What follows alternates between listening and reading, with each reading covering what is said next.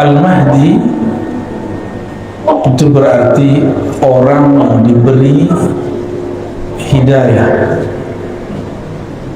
Al-Mahdi berarti sosok yang dibimbing oleh Allah Subhanahu wa ta'ala, ya. Maka kalau disebut Al-Imam Al-Mahdi, maka maknanya imam yang di-guidance, yang dibimbing selalu oleh Allah Subhanahu wa ta'ala qalbunya. Karena dalam hadis dikatakan wa may yu'min billah yahdi qalbah, wa may yu'min billah yahdi qalbah. Siapa yang percaya kepada Allah, maka Allah akan bimbing kalbunya. Maka kajian-kajian Al-Mahdi harus menyesuaikan dengan prinsip kemahdian, bahwa Al-Mahdi ini dia bergerak dengan kalbunya, bukan bergerak dengan ra'yunya. Ra'yu artinya pikiran.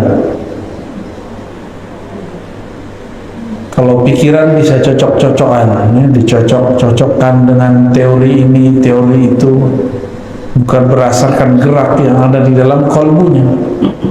Ini dua hal yang berbeda, ya.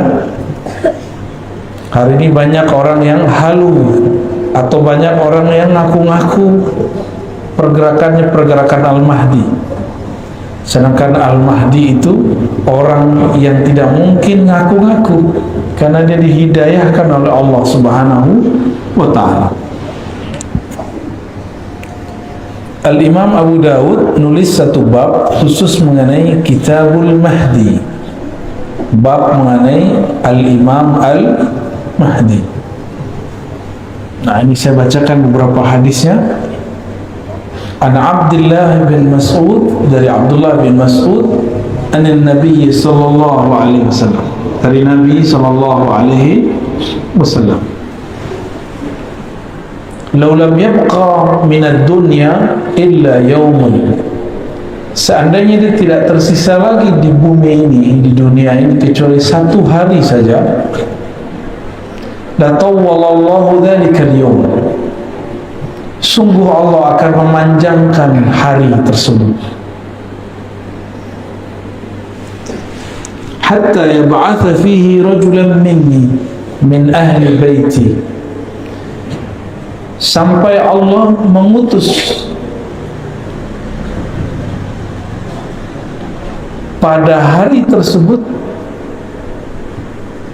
rajulan minni, seseorang laki-laki, minni, dariku. Dalam riwayat ini ditambahkan min ahli baiti, dari ahlu baitku.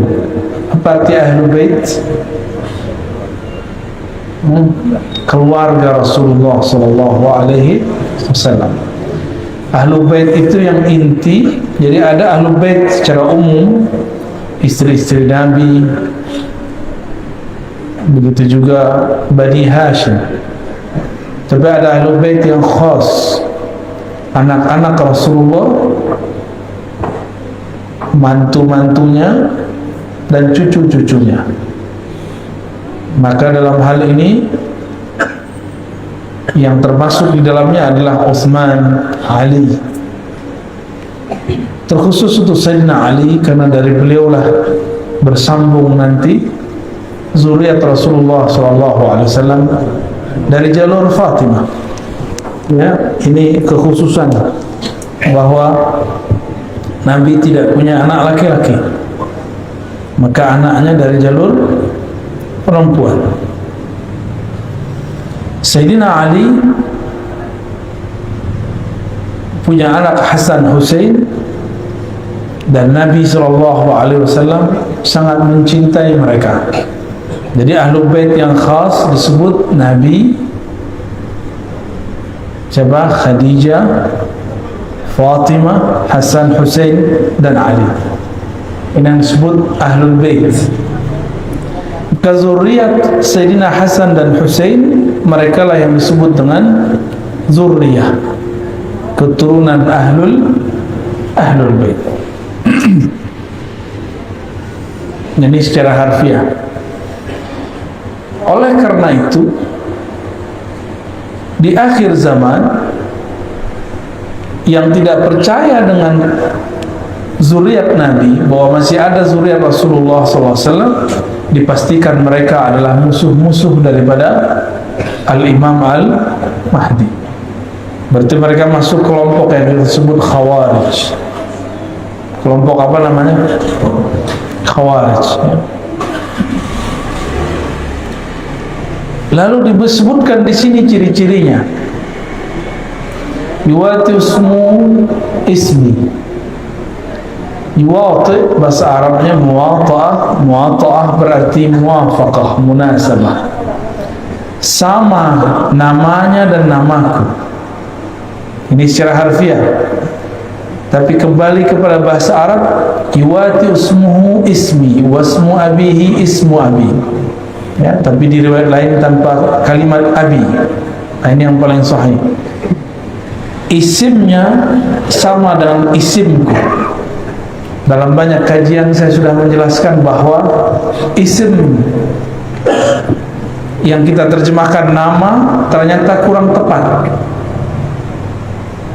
Karena kalau sekedar nama, sudah banyak zuriat Nabi bernama Muhammad, benar, atau Ahmad, atau Mahmud, dan nama ayahnya Abdullah, sudah banyak. Ternyata maksud daripada isimnya berkesesuaian dengan isimku. Itu maksudnya adalah isim dalam pemaknaan yang lebih luas. Ya. Apa arti ism? Al-ismu al-alamu was-sumu. Jadi ism itu maknanya tanda-tanda. Dan yang kedua, as-sumu, ketinggian ilmu. Jadi apapun tanda-tanda yang ada pada diri Rasulullah SAW, maka akan ada pada Al-Imam Al-Mahdi. Nah, sekarang nih Mahdi palsu lagi nyocok-nyocokin tanda-tanda dia. Ya. Tapi mereka salah faham, dikira itu tanda-tanda fisik. Ya, karena di hadis berikutnya disebutkan Al-Mahdi itu minni, dari keturunanku. Ya, dalam hadis Abu Daud nomor 4285, ajlal jabhah, jidatnya lebar. Yang jidatnya lebar mulai GR nih ya. Jidatnya sempit, wah kayaknya bukan saya nih. Ada orang datang jidatnya lebar ke saya, mau ngaku dia Imam Mahdi, tapi langsung kita bilang, jidat lebar kayak kamu mau ngaku Mahdi. Ya, ngaca dulu ya.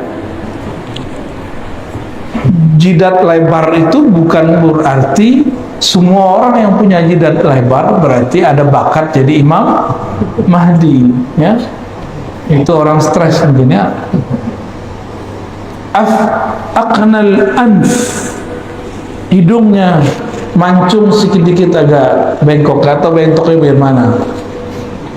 Tapi ini juga salah satu makna. Tapi ingat, ini itu setelah Imam Mahdi diislah, ada namanya islah.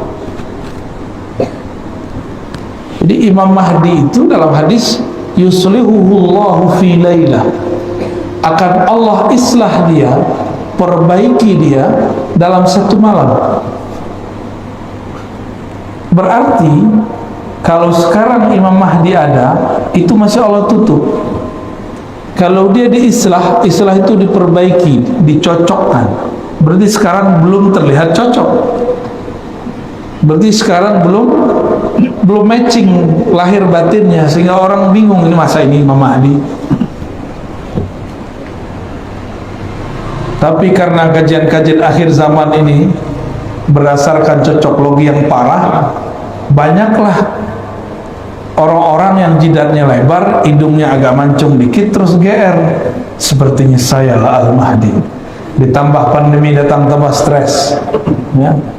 Dan tidak satu dua yang ngaku kepada saya bahwa dirinya Al-Mahdi. Al-Mahdi itu bukan pencirian fisik. Maka kembali kepada hadis yang tadi, ismuhu, ya, yuwati ismuhu ismi, isimnya tanda-tanda hakikat dirinya, bukan tanda fisik, bukan tanda fisik. Kalau tanda fisik banyak zuriat Rasulullah milik Rasulullah Sallallahu Alaihi Wasallam, ya.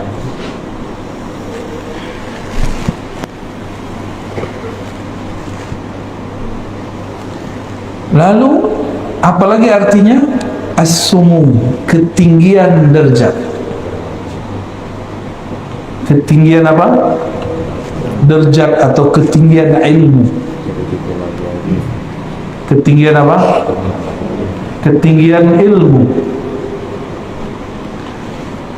Ilmunya Al-Mahdi tingginya bukan berarti karena hafalannya banyak, karena sekolahnya tinggi.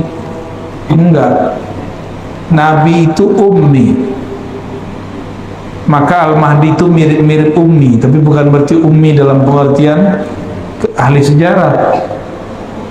Ummi itu ada makna lainnya, induk, ibu, keibuan. Induk berarti sumber, itu disebut ummi. Coba Nabi Muhammad lahirnya di tengah kota atau di pedesaan? Mekah itu kota pedesa?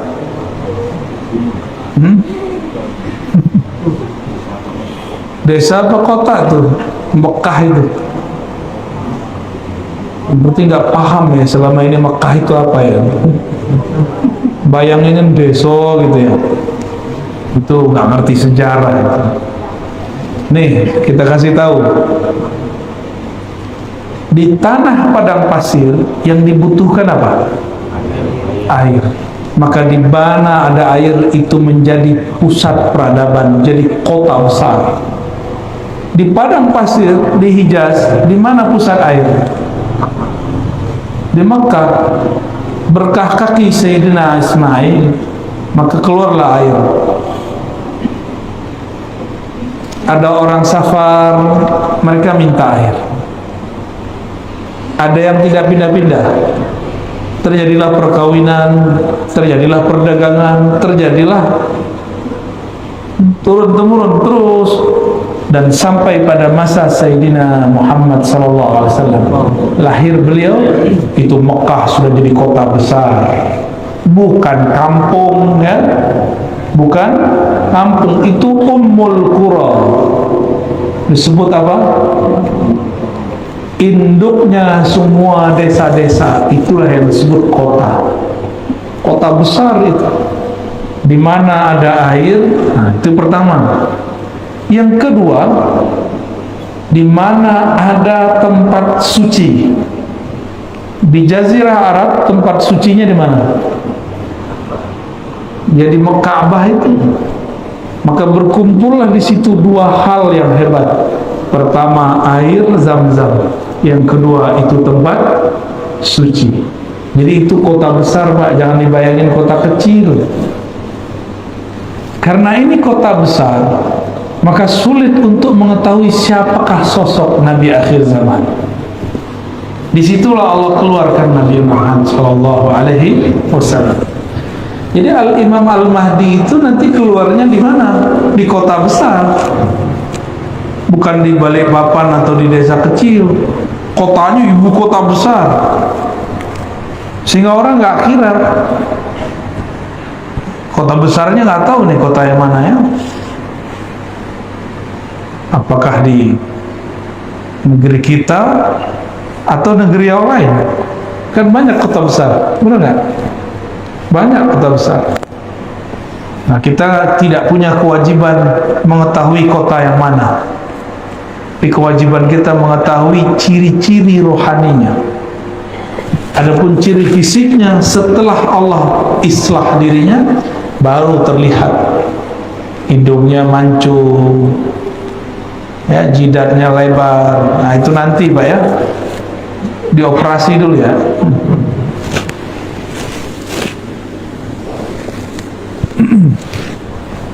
Nabi Muhammad SAW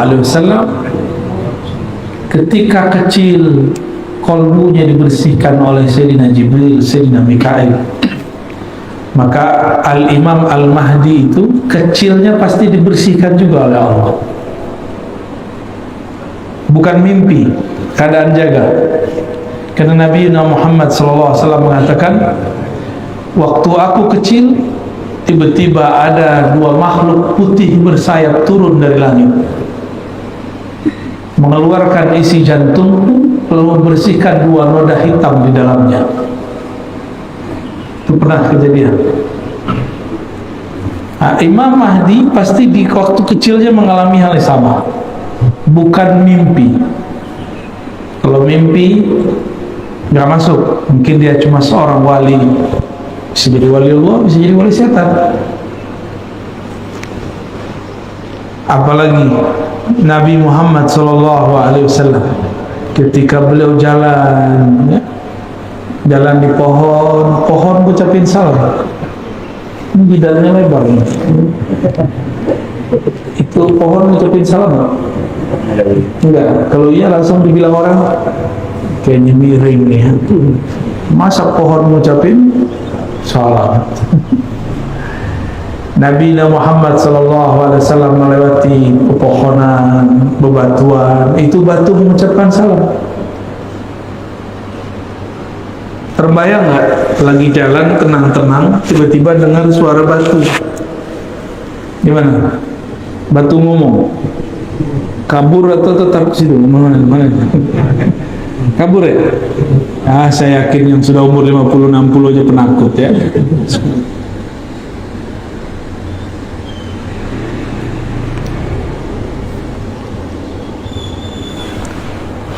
Saya kira yang penakut itu anak kecil, ternyata orang gede lebih penakut dari anak kecil. Dulu kita waktu kecil diizinkan Allah, ya, beberapa anak kecil tuh izinkan Allah tuh melihat alam-alam lain. Biasanya kalau diperlihatkan malah penasaran, apa nih ya. Kalau sudah jadi aki-aki malah kabur ya. Wajar nggak jadi nabi kan? Wajar nggak jadi Imam Mahdi? Karena kalau ngalamin dikit takut GR. Kawan saya baru mimpi ketemu Rasul, girangnya bukan main. Baru mimpi ketemu Rasul SAW. Ibunya Rasulullah hampir tiap malam ketemu malaikat atau ruh para nabi. Hampir tiap malam. Udah gak kaget, udah gak norak, kira-kira begitu. Tapi kawan kita baru sekali mimpi Rasul, cerita kemana-mana ya, girang. Itu baru dikasih satu mimpi. Mimpi itu adalah wahyu-wahyu yang tersisa, mimpi yang saleh, mimpi yang bagus. Ar-ru'ya as-salihah itu adalah busyra, kabar gembira yang masih tersisa di akhir zaman, bentuk lain daripada wahyu-wahyu yang tersisa, disebut ilham atau mimpi yang baik. Maka Al-Mahdi itu tidurnya adalah perjalanan rohani. Bisa jadi dia diperjalankan ke masa lalu, bisa jadi dia diperjalankan ke masa depan. Ya.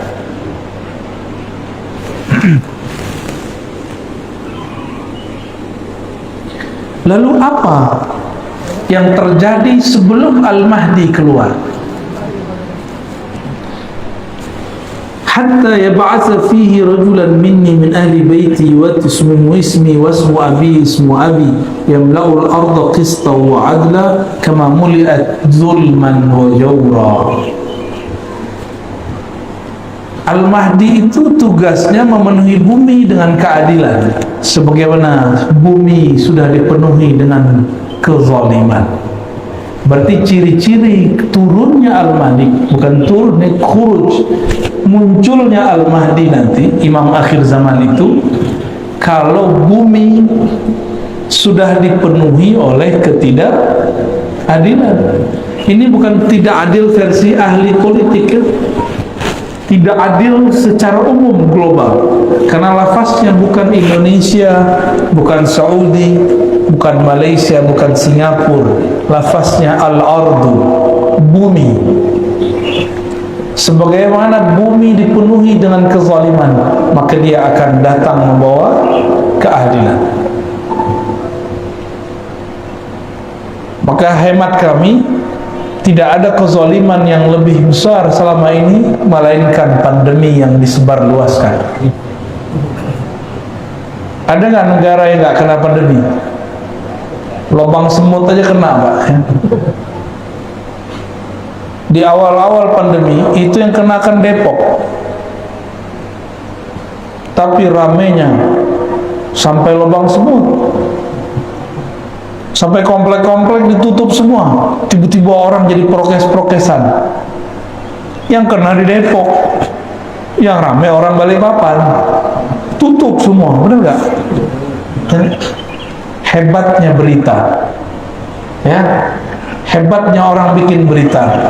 Itu yang bikin ketawa-ketawa, Pak. Kita ketakutan. Yang nyebarin virus itu ketawa-ketawa, kita ketakutan. Virusnya ada, cuma beritanya diada-adakan. Masa yang kena di mana, yang nutup kompleks di mana? Kita dimain-mainin semua, dan itu sudah tidak adil. Udah begitu ekonomi hancur, benar ya? Habis hancur, apalagi banyak toko-toko tutup. Kawan kita di Jakarta, di Tanah Abang banyak pulang kampung stres. Banyak tutup buku. Bukan hanya bukunya ditutup, toko-tokonya ditutup.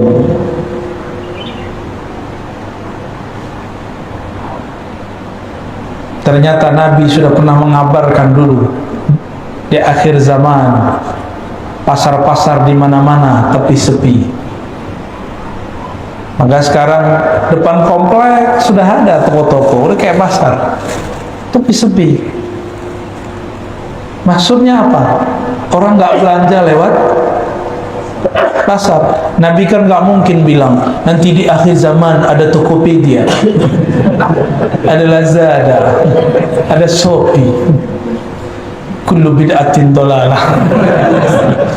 Nggak mungkin Nabi bicara dengan lafaz-lafaz begitu. Tapi Nabi kan diperjalankan ke masa depan, ke masa kita, dan Nabi lihat orang-orang menggunakan handphone. Tapi kan nggak mungkin Nabi bilang nanti ada benda kecil dipencet-pencet. Nggak mungkin Nabi ngomong begitu ya. Nabi ngomong dengan bahasa para sahabat. Ini handphone canggih ya. Mau berangkat ke Jakarta tinggal pencet-pencet kan. Zaman kita dulu masih kecil, waduh, masya Allah. Apa namanya dulu? Warung telkom apa? Wartel, bukan warteg ya. Wartel, ribet. Nelfon 5 menit, kenanya 50.000. Sekarang Bapak bisa telepon sepanjang-panjangnya, secapek-capeknya, sampai doer bibirnya boleh, sampai habis tuh baterainya boleh, tapi nggak nyampe 50.000. Jadi ke depan fasilitas hidup tambah mudah, tapi karena manusia dimanjakan, maka perasaan dia susah sedikit, terasa susah sekali. Kita ini terlalu manja, Pak. Dulu kita biasa kemana-mana jalan kaki, benar. Sekarang cuma 100 meter pakai mobil, gaya bener ya. Cuma ke depan 500 meter udah pakai motor. Wajar kalau sudah banyak penyakit hari ini. Masih muda, penyakitnya sudah banyak ya. Ini juga zolim kepada badan. Itu bagian dari kezaliman. Ya, salah satu ciri Al-Mahdi nanti banyak anak-anak muda sudah sakit-sakit badannya, udah nggak sehat karena pemalas, disebut kaum rebahan. Baru dengar ya? Udah muncul Pak istilah itu, kaum rebahan ya. Maka kita yang ngaji-ngaji begini, jangan rebahan lah, ya. Sandaran boleh, rebahan jangan ya. Nggak sopan ngaji kok rebahan. Tapi di rumah boleh ya. Ya di rumah kan aneh nggak lihat untuk mengaji kayak gimana. Maka disebutkan seandainya hanya sisa 1 hari kiamat, maka di hari itu Allah panjangkan rasanya ribuan tahun. Ya ba'asu, Allah kirimlah. Nah ini bahasanya ya ba'asullah rajulan, Allah utus. Berarti Al-Mahdi ini utusan juga, cuma bukan sebagai Rasul, bukan sebagai Nabi, sebagai wali. Oh berarti wali diutus? Oh iya, wali itu ada tugasnya, maka disebut wali. Wali kota aja ada tugasnya, masa waliullah nggak ada tugasnya? Waliullah itu kerjanya bukan mengamegang tasbih doang ya. Kalau mengamegang tasbih doang mah ahli zikir biasa itu. Wali Allah itu orang yang ditugaskan oleh Allah untuk menjaga alam semesta. Maka ada wali Allah di gunung, ada wali Allah di sungai, ada wali Allah di laut, ada wali Allah di kutub utara, di kutub selatan, ada wali Allah jagain awan, ada wali Allah jagain batu bara tuh biar gak kebakar terus. Makanya aneh, musimnya selalu ada hujannya, benar nggak? Kalau enggak kebakar terus itu kalau nggak ada wali Allah nggak jadi itu. Kekasih-kekasih Allah, kekasih Allah ini doa-doa mereka menyejukkan alam semesta, zikir-zikir mereka menenangkan alam semesta, langsung tenang itu alam. Allah itu memandang ke dalam kolbu, kolbunya alam adalah wali Allah, kolbunya alam adalah. Jadi kalau sudah tidak ada wali-wali Allah itu kiamat bumi. Wali Allah itu bukan orang sakti, tapi orang yang kenal kepada zat yang maha sakti. Itulah puncaknya nanti pada Al-Imam Al-Mahdi. Di dalam hadis Imam Ahmad dikatakan, seperti yang pernah saya sebutkan dalam banyak tempat, itu imam akhir zaman, khilafahnya ala minhajin nubuwah, pemerintahannya bukan lagi monarki demokrasi. Jadi kita nggak nyalahin demokrasi, nggak nyalahin monarki, emang itu udah sunnatullah. Nanti beliau pemerintahannya, minhajnya, sistemnya, sistem nubuwah. Nubuwah itu beda dengan risalah. Nubuwah itu beda dengan ilmu fikih, apalagi ilmu hadis. Al-Abi cuma bilang mana dalilnya, itu nggak cukup. Nubuwah itu ilmu yang Allah turunkan, yang Allah simpan di dalam kolbu kekasih-kekasihnya. Itu disebut dengan nubuwah.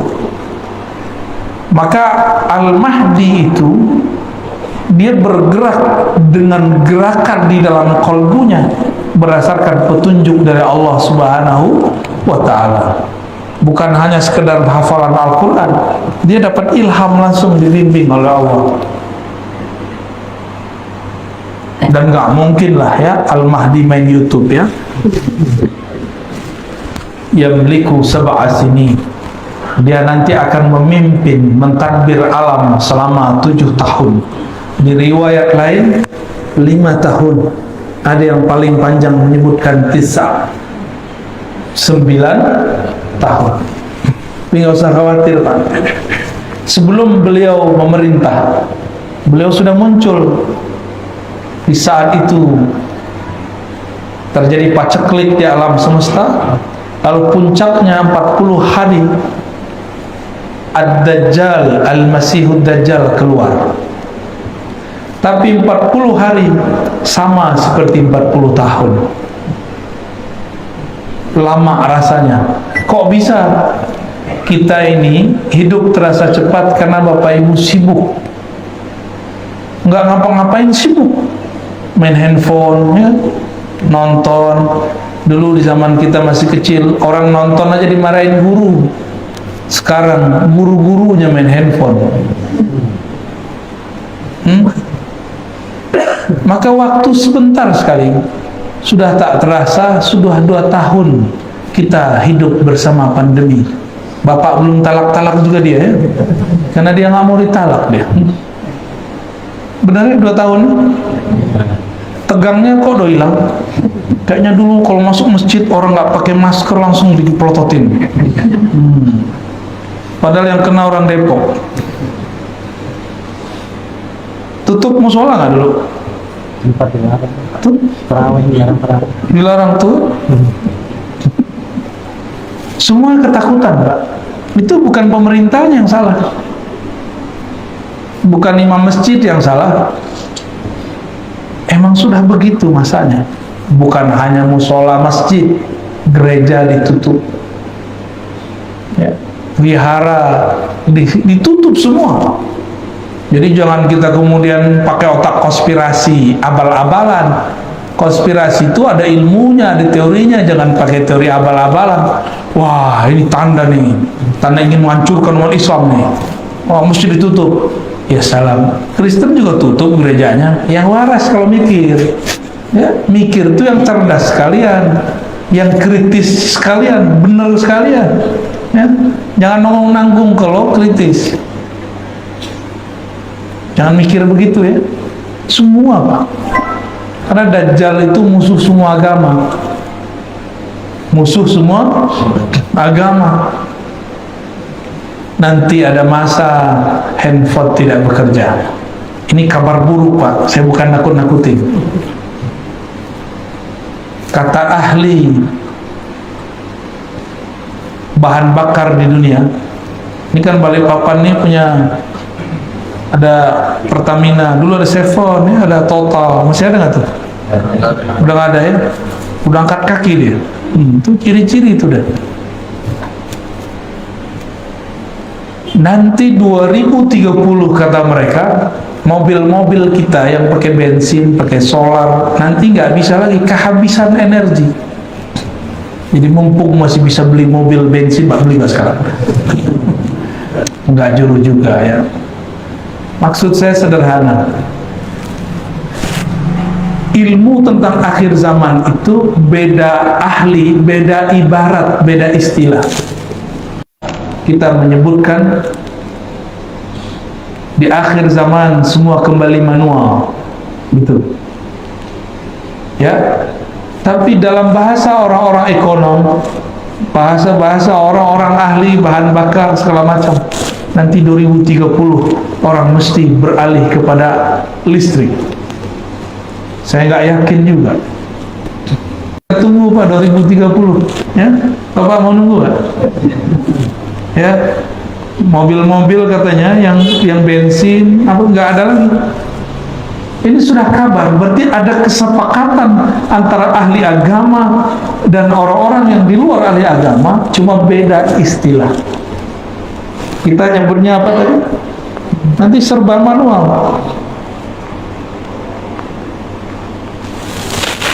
Gimana Pak? Takut nggak? Itu beda lagi. Takut itu macam-macam bahasa Arabnya. Kalau takut sama Allah namanya takwa, khasyah. Ada khauf, itu beda lagi. Ada hazar. Bapak takut nggak sama Allah? Katanya takut sama Allah. Ya? Waktu pandemi orang buka masker batuk-batuk takut. Itu namanya waspada. Bahasa Arabnya hazar, hazrun, ya.